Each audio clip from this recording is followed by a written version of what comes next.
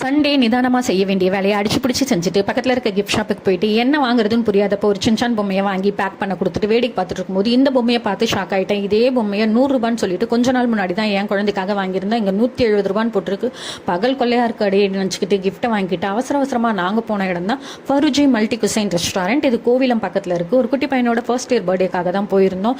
நாங்களே ரொம்ப late, entrance உள்ளன்னு சூப்பராக டெக்கரேட் பண்ணியிருந்தாங்க. ஸோ போன உடனே கிஃப்ட்டை கொடுத்துட்டு விஷ் பண்ணிட்டு கீழே இறங்கி வந்தால் 8ஆம் தேதி தான் குழந்தைக்கு பிறந்த நாள். நம்ம ப்ரீ பர்த்டே செலிப்ரேஷனுக்கு வந்திருக்கோன்றதே எனக்கு அப்போ தான் புரிஞ்சிச்சு. சரி இதெல்லாம் இப்போ சகஜமாயிடுச்சுன்னு சொல்லி சாப்பிட்றதுக்கு போயிட்டேன். வெஜ்ஜு நான்வெஜ்ஜுன்னு இருந்தது. வெஜ்ஜு தான் நம்ம ஏரியா. எல்லாத்தையும் ஒரு பிரியாணி குல்ச்சான்னு வாங்கி சாப்பிட்டுட்டு இந்த குலோப் ஜாமுனையும் ஐஸ்கிரீமையும் மிக்ஸ் பண்ணி சாப்பிட்டுட்டு வீட்டுக்கு வந்தோடனே கொடுத்த கிஃப்ட்டை அன்பாக்ஸ் பண்ண ஆரம்பிச்சிட்டோம். அந்த மேஜிக் பாக்ஸ்ன்னு சொல்லிட்டு கொடுத்துருந்தாங்க.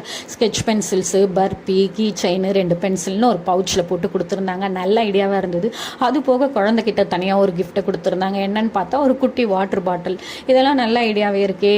நீங்கள் என்ன மாதிரி கிஃப்ட்ஸை பர்த்டே வரவங்களுக்கு ரிட்டர்ன் கிஃப்ட் கொடுப்பீங்கன்னு மறக்காமல் கமெண்ட்டில் சொல்லுங்கள். தேங்க்ஸ் ஃபார் வாட்சிங்.